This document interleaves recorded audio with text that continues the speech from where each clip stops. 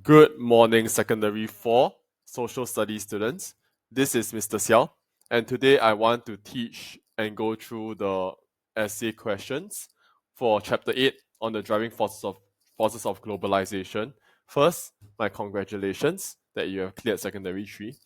We are now in the final stretch of your secondary school life. And as you know, this year will be your national exam year. It's a critical year. Uh, all the same, the most important thing is consistency. That means that you should pace yourself. You should work hard throughout the year. Don't leave everything to the end to grind. So-called locking in only at the end doesn't work if you have no foundation to speak of. Make sure you have enough rest and food and stay healthy. And we will go through to the national exams together. And I am quite honored and pleased to be your graduating year teacher. For this chapter, we introduce a new issue. So broadly speaking, social studies as a half subject at upper secondary humanities is split into three issues. Right, there's issue one of citizenship, and this has 4 chapters. Then there's issue two on diversity, and this has 3 chapters. And then there's issue three on globalization, and this has 4 chapters. So these 3 issues combined make up 11 chapters for your social studies syllabus in total that will be assessed at the national exam, the National Social Studies O level or N level exam. Um, for N level, you have 2 less chapters, so N level students will only go to chapter 9. But for O level students, which is all of you listening to this video, it will be 4 chapters, 3 and then 4 again. And we are familiar with the first 2 issues. If you are not, I encourage you to go back to the previous videos and listen to some recaps. Because today I want to talk about the new issue on globalization, and that is a familiar word to many of you. Globalization, as you understand, refers to the increasing interconnections or interconnectedness between people across countries and around the world. And this interconnectedness can come in the form of economic connection, digital connection, in some sense even physical connection. What does that mean? One way people have said have sort of characterized globalization is the shrinking of the world. The world has shrunk. What does that mean? It doesn't mean the world has shrunk physically, right? In a scientific or geographic way of looking at it, that the planet is still broadly the same as it was when humans first started walking, because the period of human history on planet Earth is very short relative to the period of life on Earth and so on. And so what the world has shrunk here means that it's much easier to access ideas, beliefs, economic transactions, so goods, and even peoples across distances. That's what the world has shrunk means. I think this term was used by Thomas Friedman, a columnist for the New York Times. And so what you need to know about globalization for the purposes of social studies is that there's increasing interconnectedness between peoples across countries, and this is due to economic and cultural exchange. And these two ideas of economic and cultural exchange is very important because these ideas will be a very good latch on which you explain what globalization is and why certain things have made the world globalized. Again, these 2 ideas of economic exchange and cultural exchange will help you latch on to explanations of globalization. And in chapter 8, which is this chapter, which is called the driving forces of globalization, you may hear me refer to this as the drivers of globalization for short, or which is also here in the header of the worksheet. There are 3 that we will learn, broadly split into 2 factors in the textbook, but in fact there are 3. So there's technological advancements in transportation and digital communication. and then there is growth of MNCs.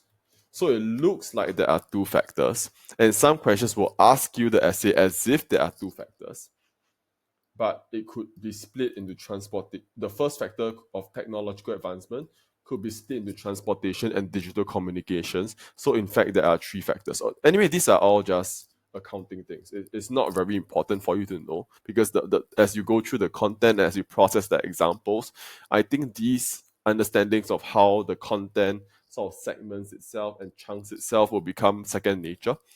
And so this is a good time for me to put in a plug that before we go on with the video, you should have with you your secondary 4 course book.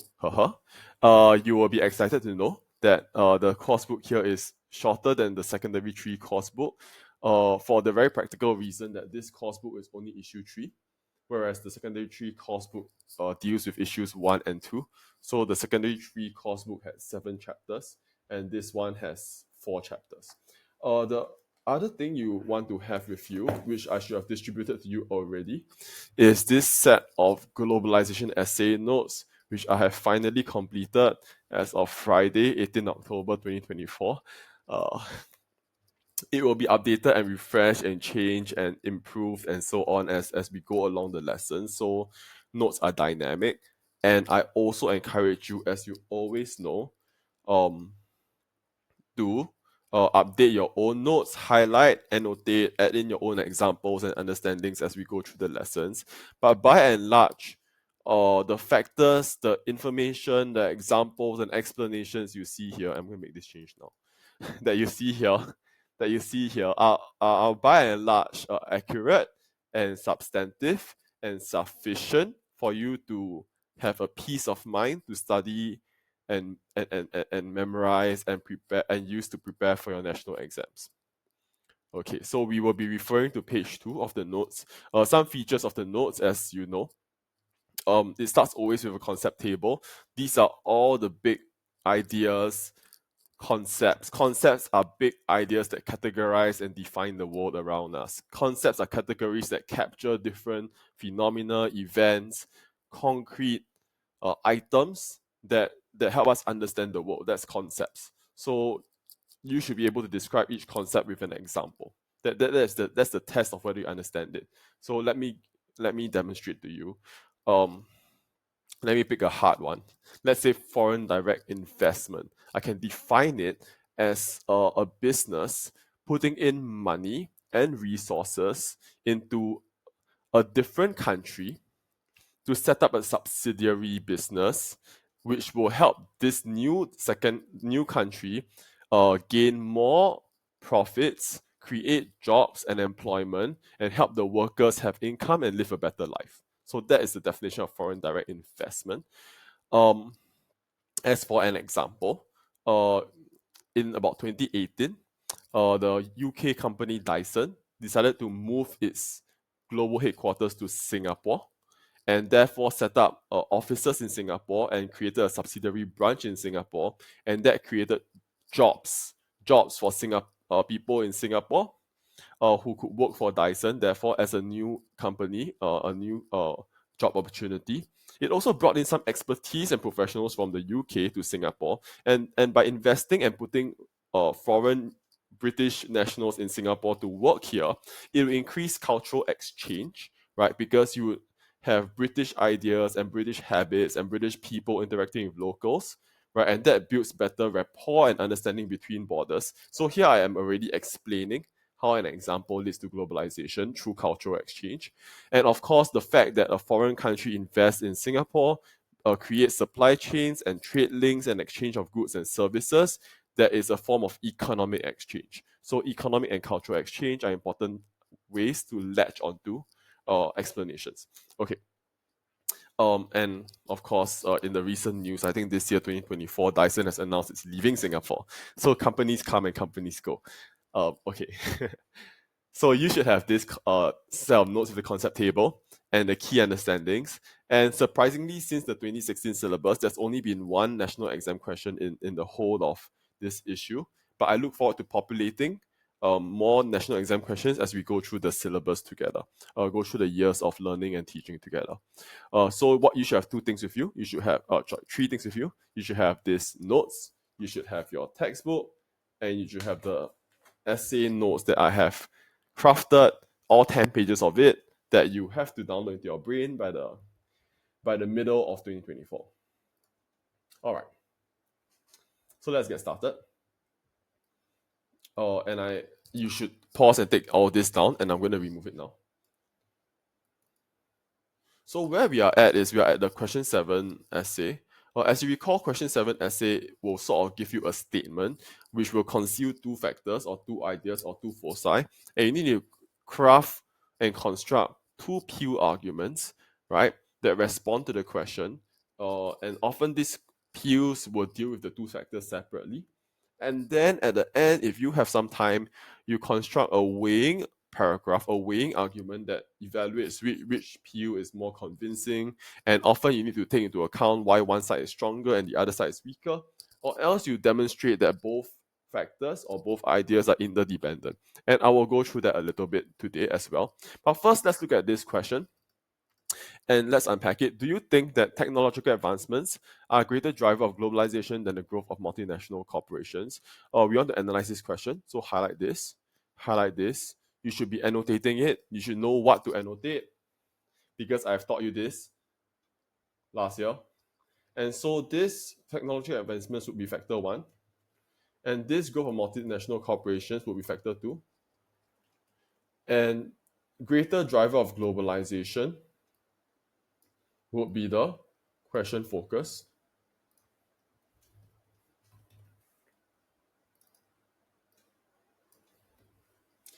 And so you have to highlight it now and annotate it. And how we construct the PU, right? The first paragraph would be something like technological advancements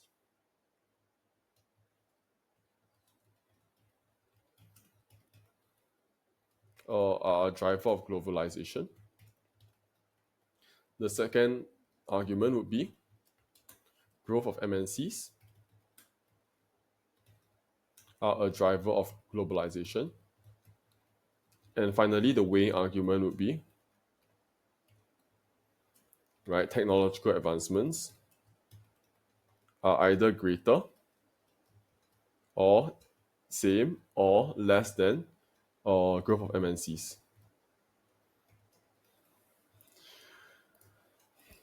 Let's look at how we construct this argument. So the first one, technological advancements are a driver of globalization. What is technological advancement? We refer to the nodes that will help us. So there are two to choose from. There is transportation and there is digital communications. I leave it to you which one you want to learn first. But in this particular essay, I went with transportation. Because I think it's quite easy to explain how having better transportation will lead to globalization, which we have defined as increasing interconnectedness. And if you would like to try using the other one on digital communication, that is fine. Then you might ask, well, Mr. Seow, isn't this a catch-all factor? Shouldn't I use both transportation and digital communications? The answer is you can. You can talk about both aspects of technological advancement, transportation and digital communications. You can. But if you overrun writing one paragraph and you lose out on time on the other paragraph or on the rest of your paper, and that is called, as you recall, a trade-off, right? It might not be worthwhile. So I will model and demonstrate how I use one aspect of technology, which is the transportation aspect, and still deliver a good knockout punch PU paragraph that will demonstrate how technology has led to globalization. How do I do so?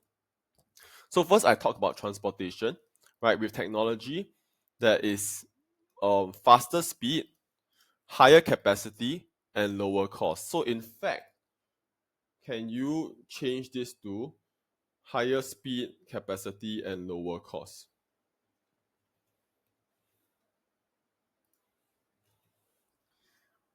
because I realized that was a bit vague. And here, as I go through this lesson, I will improve the notes as well.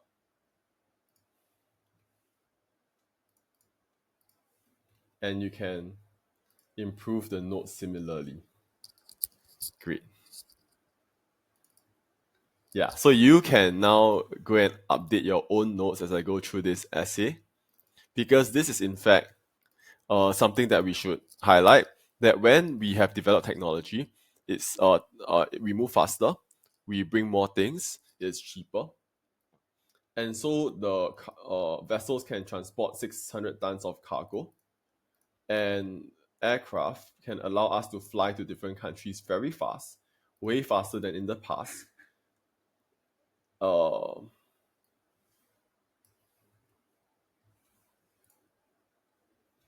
and as a result, there is movement of labor and goods. Let's highlight. Labor refers to workers. So labor here refers to workers, and goods due to lower cost and greater scale, right? Because if I can bring things over cheaply, I will bring more things. Greater scale is about volume. It means that if I can bring more things in one shipment, I'll bring more things. So if I can exchange more goods with you, I am building up a better trade relationship. So trade is increased, and having a better trade relationship leads to more economic interconnections. Notice now that we are talking about economic exchange. And so by having more economic exchange and economic interconnections, these countries are more closely connected, and that is a globalized world. Okay. And furthermore, when people travel and products are transported, ideas and activities become more accessible. And this one, you can guess where we are going. We are going for cultural exchange. Because some ideas from the other country and some events and some activities will come over more easily, and so we are more closely connected. I'll give you an example. Like, many of you listen to K-pop. I'm not an expert, but you could teach me this in greater detail. But let me just walk you through the example and the thinking first. So suppose like a K-pop star, I don't know, like Twice or BTS or sorry, the ones in my generation are girls' generation, like SNSD. Like suppose they want to do a tour, right? By doing a world tour, they spread their Korean pop music culture across the world. And Korean pop music here is defined as sort of teenage, very young stars with heavy makeup and certain synchronized dance moves, dancing to electronic beat, modified music with a catchy beat. Right, so these groups like travel across the world and spread their Korean music culture, right? And so different countries can now appreciate Korean music culture. It becomes a means by which I can communicate. Let's say I can communicate with someone in Vietnam or in China or in the Philippines or in Indonesia or in the USA about my love for Korean pop culture. Right, you form all these sort of subgroups on Discord, online, on fora, and then you feel more connected to other people because you have a better understanding of each other, because this Korean pop has sort of lubricated and allowed you to understand other parties and other groups of different and diverse backgrounds, right? That is cultural exchange. And that becomes possible because the airplanes are invented. Back to my factor, the airplanes are invented that can allow these Korean pop groups to fly around. Another example that's much closer to me, Taylor Swift, right? Because Taylor Swift has a personal jet, so she can fly to Glasgow, she can fly to London, and she can fly to Singapore, brought in by our very own Singapore Tourism Board and various government agencies. Congratulations, bringing in Taylor Swift, right? And that brings British pop culture to Singapore, increasing our common cultural basis and understanding and solidarity, and furthermore brings in other fans from other countries around the region to Singapore, further increasing cultural exchange, a sense of global community, and interconnections, friendships between different people, as literally you exchange the Taylor Swift friendship bracelet with this random Filipino person fan that you have just met. Connections, interconnections across countries, globalization. And so you can really, in a sense, run wild with all your knowledge here. Globalization is actually a lofty concept with very direct examples, precisely because the world we live in today is so technologically advanced that many ideas and phenomena and things that were once foreign have become convenient. The world has shrunk. And can I ask you to pause the video? You have understood how I explained this essay. Pause the video and go and try the second paragraph on your own using the notes.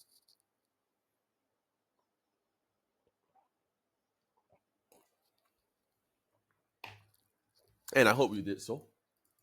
So the second one is growth of MNCs. And this one shouldn't be managing, it should be our driver. I hope you have, okay, I'll change this before I print out the worksheets for everyone. But I hope you noticed as you were watching my video that there was something wrong here.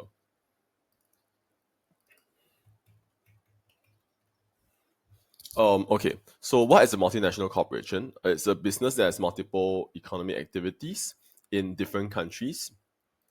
Some will come to mind: McDonald's, Starbucks, Uniqlo. So I'll pick one of my favorite examples. I like this example quite a bit. Uniqlo.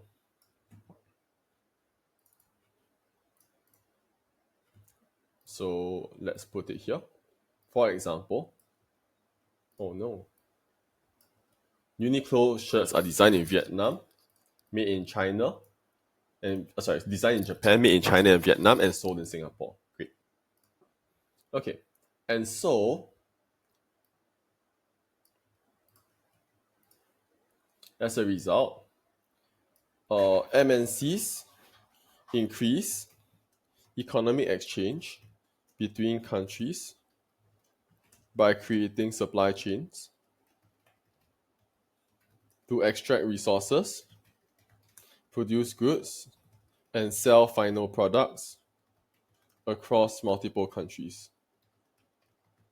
This boosts trade and thus drives interconnections.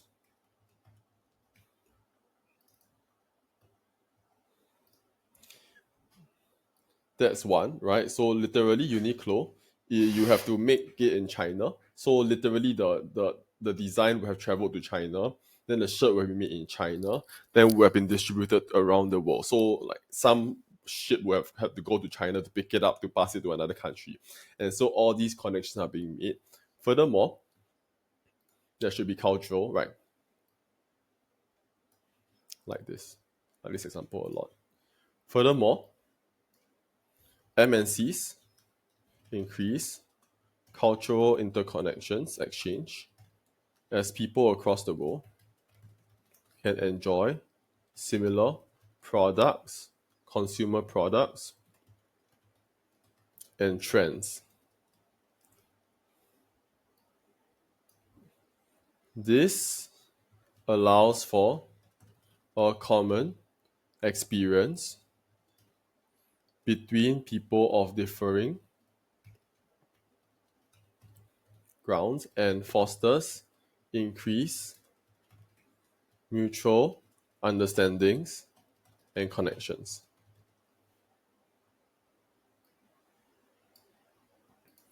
Between different countries.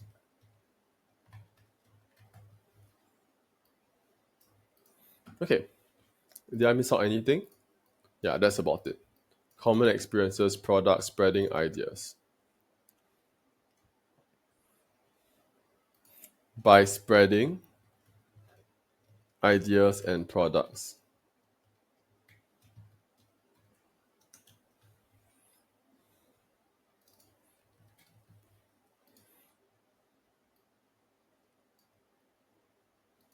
Okay. So I think these arguments, I'm quite happy with these arguments. Please write them down in your worksheet. And you know that 7A will always be a homework question. So how will you construct 7A on foolscap? Okay, let me go through the weighing first. Then I'll construct the whole thing on the screen for you to copy on foolscap. So for weighing, we talk about which one is more important. And I took a while to write these two. You have written the first PU, technological advancements drive globalization. You have written the second PU, or MNCs drive globalization. And I've taken a while to sort of construct some intelligent weighing paragraphs for you. And since the first time you're seeing each other again in Sec 4, let's go with the sort of traditional or habitual weighing approach that we've gone with, which is the stronger factor approach. So what's the stronger factor approach? You need to tell me your stand. In the end, which one is more important? Then your criterion. What is the metric, the higher measure by which you say this one is more important? And then you strengthen one side and you weaken the other side. And that is how you construct your final weighing. So let's go for technological advancements. You could pick either. And for those of you who want to challenge yourself, you could pick the other one that I'm not doing. I want to do technological advancements here. Because technological advancements are the basis by which the MNCs can actually even reach other countries. Why? Technological advancements allow for better transportation. So these transport networks allow the MNCs to create supply chains. Only when you have the ships, then you can move the goods, and then there are economic interconnections. So in other words, it's the technology that allows the MNCs to even reach other countries. Right? If you wrote that, it's correct. Right? In a lay common person language, it is having technology of like the ships that can even allow companies to reach other countries to become MNC. No ship, no multinational company. Right? That's the argument. On the other hand, MNCs will invest in countries that they can reach through transportation. Right? MNCs are not actually reaching the countries that are backwater, that are landlocked, that are so hard to get into. Think about places in the world that are, in some sense, underdeveloped because, and geography students can help me out here, because the transport routes, the shipping routes, the plane routes are not even created for these areas, right? And then they are not plugged into the global network. So it was the technology that allowed the countries to move it, or the companies to move it. And so because it's the technology that allows the companies to move in, technology is the basis, the fundamental reason, and it's more important. They are a greater driver. And so what I did here was, please annotate your worksheet. Annotate your worksheet. If it's not annotated, I know you didn't watch this part of the video, right? First is the stand. That's what we're doing. And then this is the criterion. You can sort of draw an arrow, like an arrow, if you have no space. Here is the criterion. And then here is the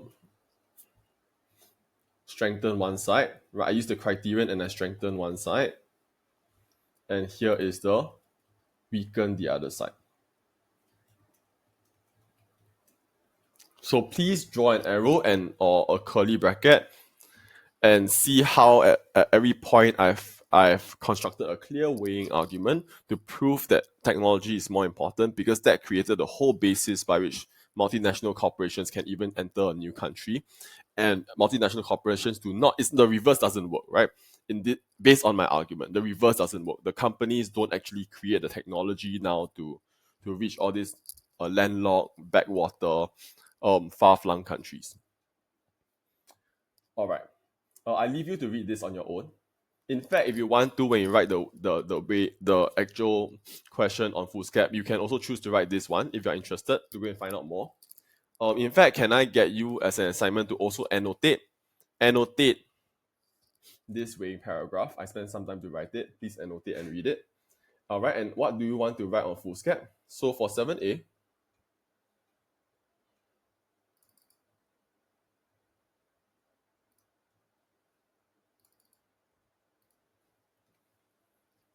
I'm nearly done with the video.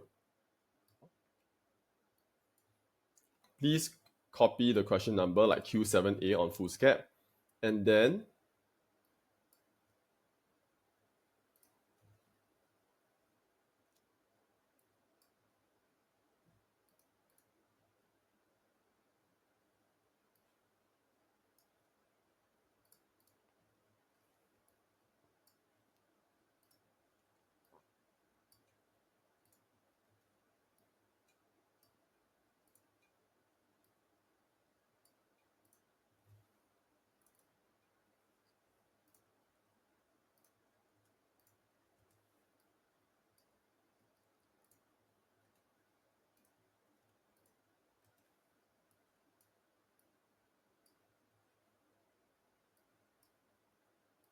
All right. And then now I have put the whole thing in one. Oh, it's pretty long. I put the whole thing in one screen for you, so you can screenshot this or you can pause here. And this is what you should have on your worksheet, right? You should have copy the question number Q7A, and you should write down the whole of this essay on foolscap as homework on top of what you've already written into your worksheet. So the completed worksheet, question 7A on foolscap, and whatever other question I will assign. Since I'm likely to be teaching you this in the bridging and holiday lessons, I will be assigning question 7B, 7C, and 7D. So please, for B, C, and D, annotate factor 1, factor 2, and the focus. Or if in some cases, it will be factor and the two focuses. Label them, and complete all these essays on foolscap as well. And I leave this as an exercise for you to annotate and label. All right, so that's it for chapter 8 essay. I've gone through again how to write the essay, P1, P2, and weighing. For the first example I've done for you, 7A, you must do P1, P2, and weighing on foolscap. The remaining essays, I leave it as an optional exercise to do the weighing paragraph. And we will continue to work hard towards the end of this year, which is your final goal, the final exam that really matters this year for your post-secondary options, the national exams. Good to see everyone. Have a good day ahead.